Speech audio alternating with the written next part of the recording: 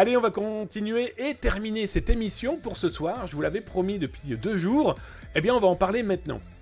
Vous avez très certainement l'utilisation dans votre vie personnelle, dans votre vie professionnelle, cloud. Vous utilisez Mega, vous utilisez le cloud de Google, de Microsoft, de Orange, de qui vous voulez, et vous y laissez des fichiers, voilà, et on vous dit, pas d'inquiétude, c'est sécurisé, tout va bien dans le meilleur des mondes, et confiance. Oui, eh bien, je vais être très honnête avec vous.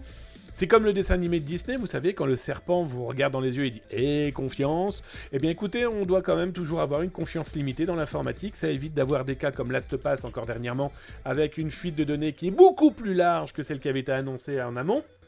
Je vous passerai même la fuite de Deezer, hein. Vous avez vu, il y a eu pas mal de presse sur le sujet de la révélation de Zaptaz. Voilà. Une fuite de 2019 avec quelques petites données, on se rend compte qu'aujourd'hui, il y en a beaucoup plus que prévu. Bref, aujourd'hui...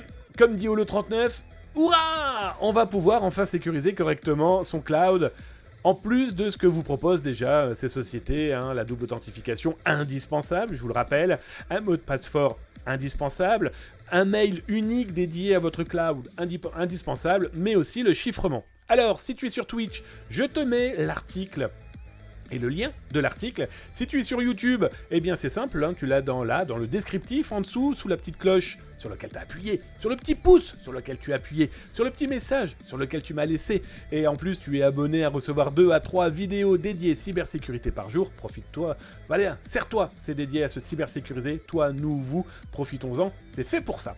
Dans cet article, vous allez découvrir quoi? Alors d'abord, on va reparler, et je vous propose d'aller rejeter votre œil sur Blue Files, qui est cet outil qui permet, eh bien, de s'envoyer, eh bien, tout simplement quoi? Des messages par mail, mais par un conteneur sécurisé et chiffré, ce qui veut dire qu'il n'est pas interceptable, et surtout, si votre interlocuteur n'a pas la clé qui va bien, le fichier que vous avez pu mettre dans ce conteneur, chez Blue Files, qui est une société française, faut-il le rappeler, eh bien, il n'y a pas de possibilité d'interception. Ça, voilà, je ne reviens pas dessus, on en a parlé il y a quelques semaines, vous retrouverez ça dans les rediffs sur YouTube. Non, ce qui nous intéresse plus facilement aujourd'hui, la clé SDK, c'est celle que vous avez pu gagner de la société MDK. Vous avez pu la gagner le 23 décembre, lors du concours de Noël. Et cette clé, en fait, est très intéressante. Pourquoi? Parce que d'abord, c'est une clé, 32, 64 Go. Vous y mettez ce que vous voulez dedans. Chiffrement AES 256 bits, donc ça c'est pas négligeable non plus, mais surtout dès que vous la branchez, eh bien elle va chiffrer ou déchiffrer les espaces que vous avez décidés. Ça, c'est la partie de la clé USB basique, on va l'appeler comme ça.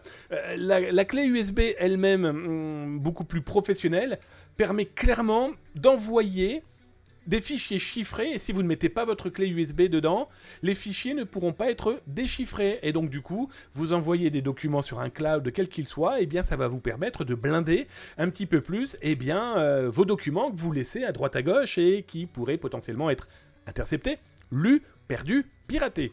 Au moins que le chiffrement, les mecs se casseront les dents. Un peu comme l'histoire de McDonald's de France, souvenez-vous, c'est dans les rediffs sur Zaptaz, piraté il y a quelques semaines, les pirates informatiques cherchaient des gens pour déchiffrer les fichiers que les mecs avaient pu copier, mais ils n'ont pas les clés.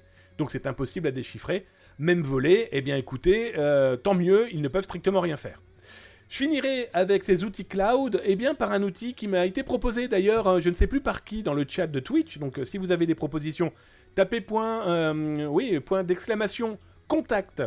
C'est le moyen de me contacter directement par mail et vous m'envoyez vos idées, ce que vous testez, etc., etc. Et donc, l'un des membres de la communauté, et merci d'être aussi nombreux et d'être aussi, force de proposition, ça fait drôlement plaisir les amis, m'a dit, regarde, moi je teste Cryptomator, et Cryptomator, c'est un outil que moi j'utilise et c'est topissime. Cryptomator, c'est quoi?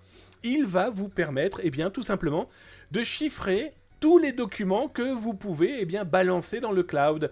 Des documents, voilà. Et c'est plutôt simple, ça fonctionne sur PC et sur Mac. C'est tout con.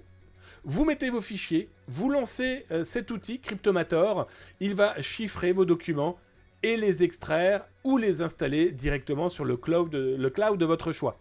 Et ce qui est intéressant, c'est que du coup, sans Cryptomator, il est impossible, très clairement, de pouvoir lire, d'accéder aux fichiers que vous avez, en tout cas, voulu stocker, protéger, ou en tout cas, laisser en accessibilité à des gens autorisés, et non pas à toute la planète Internet.